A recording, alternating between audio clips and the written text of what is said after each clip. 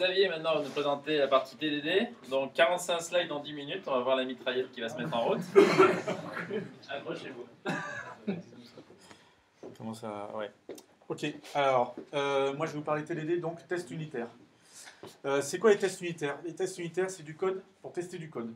Donc l'idée, c'est de tester une unité de programme qui soit la plus petite possible et qui ait une cohérence fonctionnelle. En gros, une classe. Moi, je suis développeur Java. Une classe. Les tests doivent être automatisables, automatisés. Quand on parle de tests unitaires, il faut penser, très important, ROI, retour sur investissement. Une introduction rapide et la pyramide de Mycone qui montre un peu les différents types de tests, les tests unitaires, les tests d'intégration, tests de GUI type Selenium et les tests manuels. Très important, tous ces tests sont complémentaires. Par contre, la pyramide montre bien qu'on va avoir un gros volume de tests unitaires, c'est le socle, et plus on va monter dans les couches et moins on a de tests, c'est des tests qui sont difficiles à maintenir.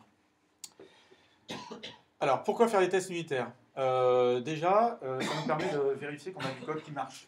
Voilà, et qui marche et surtout qui fait ce qu'il faut. Donc, ça va nous éviter d'avoir des régressions quand on peut faire évoluer notre code. J'aime bien cette image de Scott Ambler qui nous montre horizontalement, vous avez les phases du projet dans le temps, verticalement le coût de correction d'un bug. Et donc, chaque courbe représente un bug introduit plus ou moins tôt dans le process. Donc, par exemple, la courbe orange du milieu, un bug, une anomalie introduite au moment de la conception, de l'architecture. Plus on va s'en rendre compte tard, notamment au déploiement, plus ça va coûter cher à corriger. Et les tests, c'est la barre verte, donc on se situe à mi-chemin dans ce graphe-là, et donc ça va nous permettre de détecter des bugs le plus tôt possible, et donc qui coûteront moins cher à corriger. Les tests vont permettre de faire des changements courageux, donc c'est-à-dire du refactoring, remanier son code pour le faire évoluer, le faire rajouter de nouvelles fonctionnalités. Ça va nous permettre donc de faire du développement, ce qu'on appelle itératif, incrémental, et donc d'être agile. Lorsqu'on travaille en méthode agile, moi j'en suis un fan. Ça va faire de la documentation, donc les tests permettent de documenter le code, ils aident à comprendre l'usage, comment on va utiliser notre classe, et ce que fait le code.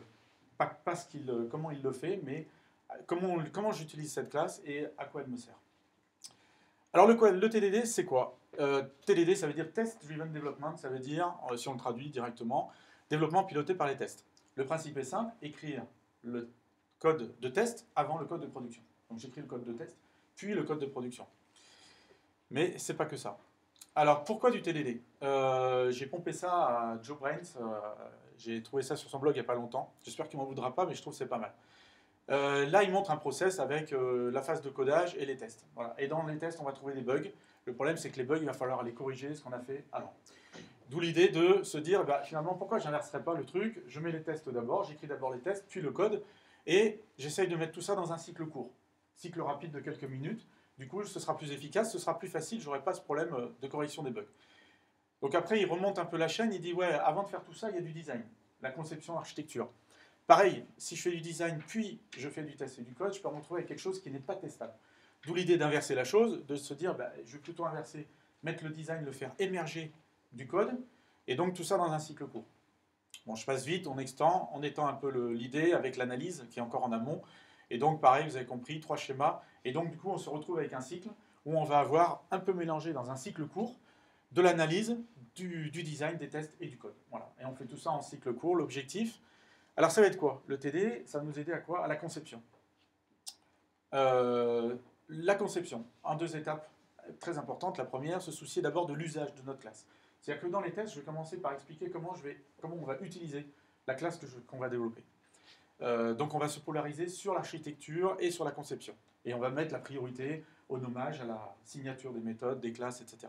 Donc comment on va utiliser la classe que je n'ai pas encore développée. Ensuite, on va se soucier du résultat. Le test va permettre d'exprimer en deuxième temps qu'est-ce que cette classe va nous permettre de faire, quel résultat elle va produire. Et là, on a écrit un test. Et ensuite seulement, on écrit le code de production. C'est une approche finalement de l'extérieur, j'ai trouvé ça récemment, de l'extérieur vers l'intérieur. C'est-à-dire qu'en général, quand on développe, si on n'est pas en mode TDD, on part de l'intérieur du code, on se met tout de suite dans le code et qu'est-ce que je dois faire, et puis on développe comme ça, on part de l'intérieur, et puis ensuite on voit comment on rend ça public, utilisable, etc. Et là, en fait, on inverse l'approche. Alors le TDD, comment? Il y a les 3 règles. La première pierre, c'est les 3 règles de l'oncle Bob. La première, donc en 3 étapes. Pas de code de production, si ce n'est pour faire passer un test en échec. C'est-à-dire, j'écris un test. Je n'ai pas le droit d'écrire du code de production si ce n'est pas pour faire passer un test. Ça, en général, c'est très difficile au début. Ensuite, un test à la fois. Donc ça, c'est une règle assez simple. On écrit un test, on le fait passer. Et du code minimum pour faire passer le test. J'écris un test, il ne passe pas. Et j'écris le code minimum pour faire passer ce test. Donc on va se retrouver avec un cycle en 3 phases. Première phase, écriture du test. Donc j'écris le test et que le test. Ouais, merci. J'écris le test et que le test. Donc j'ai un framework qui va m'aider, j'ai un voyant rouge. Ensuite, j'écris du code de production pour faire passer ce test. Objectif, obtenir un voyant vert qui me dit que le test, il est bon, il est passé. Là, l'objectif, c'est d'aller le plus vite possible, de ne pas chercher tout de suite la meilleure solution. On ne trouvera jamais la meilleure solution du premier coup. Trouver le plus vite possible une solution. Et ensuite, une phase très importante qu'on appelle refactoring, la phase bleue, où là, je remets mon code propre, je réaménage, j'évite les duplications, je refactorise, etc.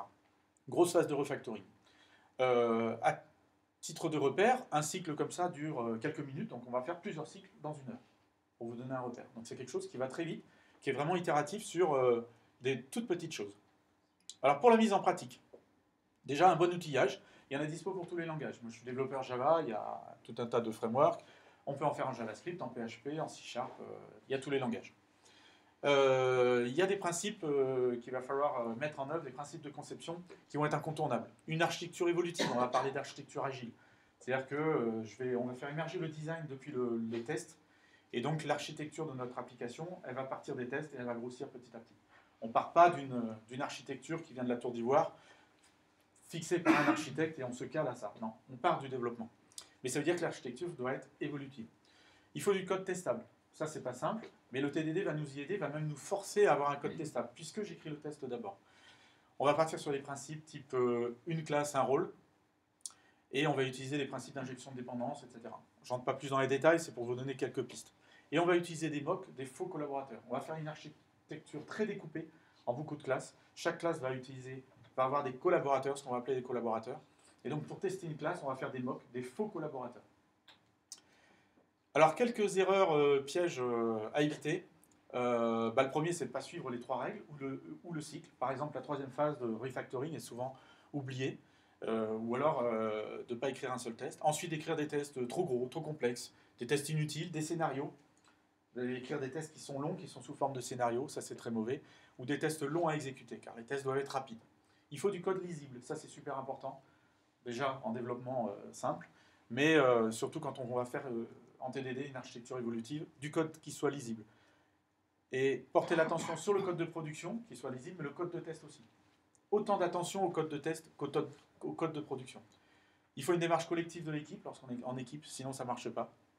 Un bon entretien collectif de tous les tests, parce que le code va évoluer, il va falloir faire évoluer les tests avec.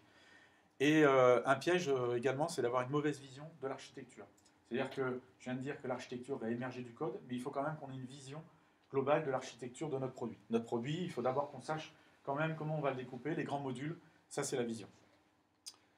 Alors quelques conseils, se former, se faire accompagner, s'entraider par exemple dans les coding dojo.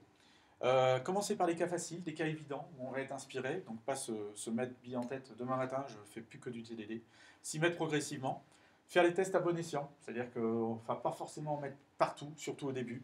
Échanger, travailler en équipe, faire du pair programming, et il faudra du courage au début, pour ceux qui ne connaissent pas et qui seraient intéressés. Il faut du courage, mais ça vaut le coup. En conclusion, c'est une méthode de développement et pas une méthode de test. Ça a été une révélation, ça fait des années que je fais du TDD, et j'ai eu cette révélation il n'y a pas longtemps. Je vais donner 2 citations que j'ai eues, j'interviens dans les entreprises, et récemment sur une équipe, un développeur qui me dit, en plein coding dojo, qui me dit « on ne fait plus de tests ». Mais en fait, on ne fait plus de tests. Voilà. Et c'est vrai que ça a été un révélateur pour moi, c'est que c'est vraiment une méthode de conception. J'essaye d'intervenir dans les zones universités, parce que je trouve que ça fait partie c'est la façon dont on devrait apprendre à développer. Et donc, on ne devrait plus parler de tests. Une deuxième citation, finalement, le TDD, c'est codé à l'endroit. D'où le titre de ma session. En fait, ça ne s'est pas fait comme ça. Il m'a dit, en fait, en TDD, on code à l'envers. Et de lui-même, il s'est repris, il m'a dit, non, enfin, à l'endroit. Et effectivement, c'est une approche qui est très différente, mais qui finalement est beaucoup plus logique. Par contre, c'est pas facile, surtout qu'on n'apprend pas à coder comme ça, et surtout quand on a quelques années d'expérience. Plus on a d'années d'expérience, plus ça va être difficile. Je suis dans les temps, merci.